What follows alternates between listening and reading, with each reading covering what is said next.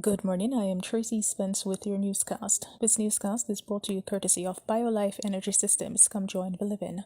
Call them at 800-875-5433. USA Credit Repair, the key to beautiful credit. You may call them at 800-786-1330. Cruising with the Case Handler, a show on personal injury and immigration, weekdays 9:30 a.m., on Saturdays 7 p.m. and 12 noon on Sundays. And the Supreme Power Homes, call them at 800-493-9002. Now for the news and details. New President-elect of the Jamaica Teachers Association, JTA, Winston Smith, has expressed concern for the safety of teachers as the country continues to record new confirmed cases of the novel coronavirus disease COVID-19, especially since more schools were approved this week by the Ministry of Education to resume face-to-face classes. Smith stressed that he would be working with current JTA President Jasford Gabriel to continue talks with the Ministry of Education on matters relating to the country's response to the impact of the pandemic on the education sector. On Tuesday, Education Minister Favour Williams announced in Parliament that 22 of the additional 125 pilot schools have already resumed face-to-face classes, having been approved to start on December 7 through to December 18. Williams said the government made the decision after satisfactory completion of the pilot reopening of 17 schools across 9 parishes in November. Jamaica's National Security Minister, Dr. Horace Chang, said the security forces have assessed that there has been a direct correlation between illegal events such as parties that breach the Disaster Risk Management Act (DRMA) and a spike in both shooting incidents and of the disease COVID-19.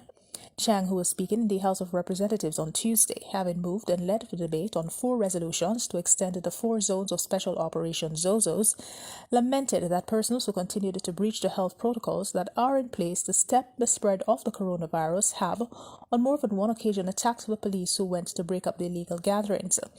The Security Ministry pointed to statistics provided by the Jamaica Constabulary Force, which indicate that 2,984 violations of the DRMA occurred between March 30 and December 3rd. During the period, some 2,666 persons were arrested for breaching the nightly curfew, while 94 persons were arrested for hosting an event contrary to the DRMA and or in breach of the Noise Abatement Act and without the requisite permit from the municipal corporations. Meanwhile, opposition member of Parliament for Northwest Manchester, Michael Phillips, believes the time has come for a referendum to take place to remove the Queen as Jamaica's head of state. Such a referendum, according to Phillips, should take place in time to see Jamaica becoming a republic with a non-executive president as the ceremonial head of state by the time the country celebrates its 60th year of independence in 2022.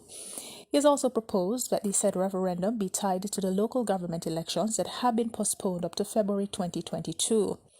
With public opinion's poll continuing to show a significant majority of Jamaicans in favor of removing the Queen as head of state, thus ensuring full independence from the country's former colonial master, and with various administrations having flirted with the idea, Phillips made his intention known in a motion he tabled in the House of Representatives on Tuesday and which he once debated.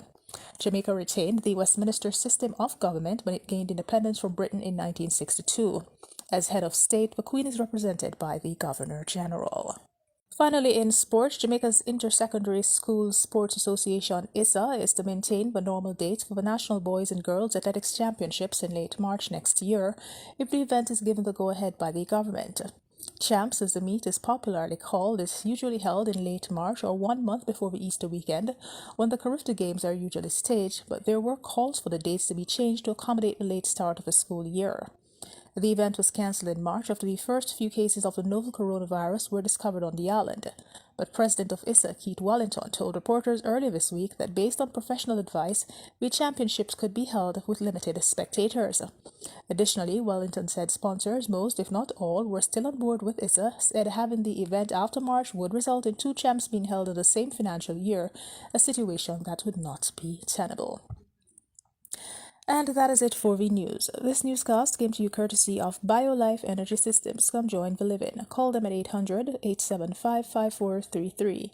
USA Credit Repair, the key to beautiful credit. You may call them at 800-786-1330. Cruising with the Case Handler, a show on personal injury and immigration, weekdays 9:30 a.m., on Saturdays 7 p.m. and 12 noon on Sundays. And Supreme Power Homes. Call them at 800-493-9002.